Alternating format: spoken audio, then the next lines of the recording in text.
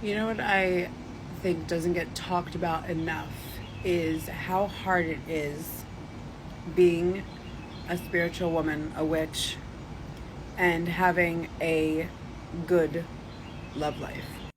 And I'm not saying it's not possible, because it absolutely is. I know plenty of practitioners that have an amazing partner, but if you ask them about the ones before, you'll see that the stories start to sound very similar. Personally, there has not been one man that I have been with since I started dating at the age of 15. I'm now going to be 35. That did not end in some sort of heartbreak.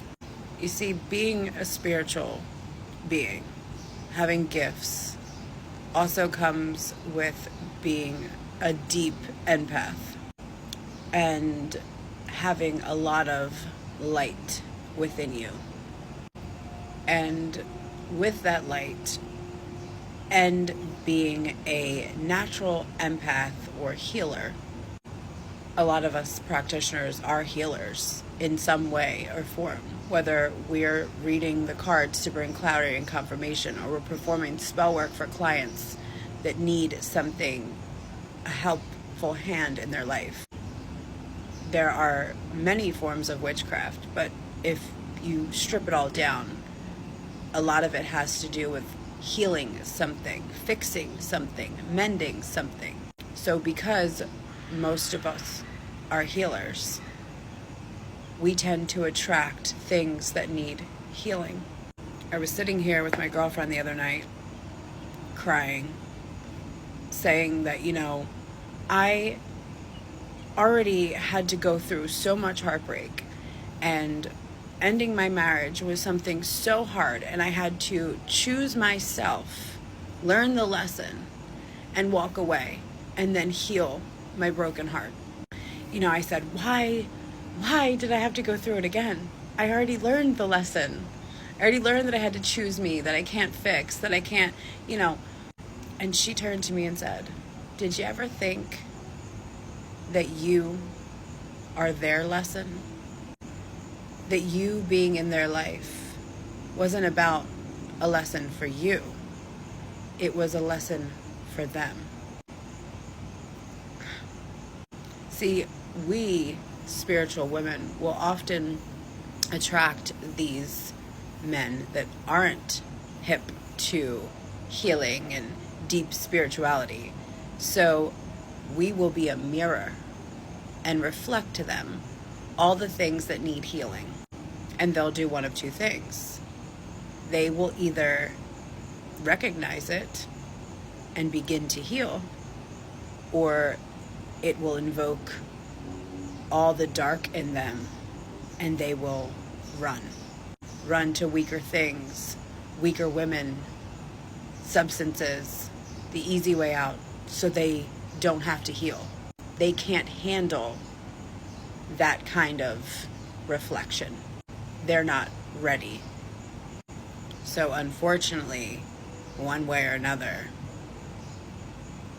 we end up heartbroken because they couldn't rise up to meet us energetically, to meet us at the same level of healing, to heal so that they could be a better counterpart. And it's very hard out here to date because not a lot of people are willing to heal or take accountability for their darkness and learn to dance with their shadows and work with their shadows. Instead, they fear their shadows and they run. They self-sabotage. So until you are lucky enough to come in contact with a counterpart that will either rise up and heal the things, or are already healing and very much aware of their shadows and are strong enough to face them and deal with them, then it is almost inevitable that you will be surrounded by karmic relationships. Leaving my marriage was the hardest heartbreak I had been through to date. So I thought. And now sitting here after this last relationship ending, knowing that unlike with my ex-husband where we share a child and, you know, we are forever going to be in each other's lives, I didn't have this with my last partner. So because of the way things ended so abruptly and so horribly, having to mourn a living person is one of the hardest things I think I've ever had to do. And now coming to terms that maybe the lesson wasn't for me, but was for him, and he failed. Knowing that, you know, either way, we both get a shitty end of the stick. It sucks.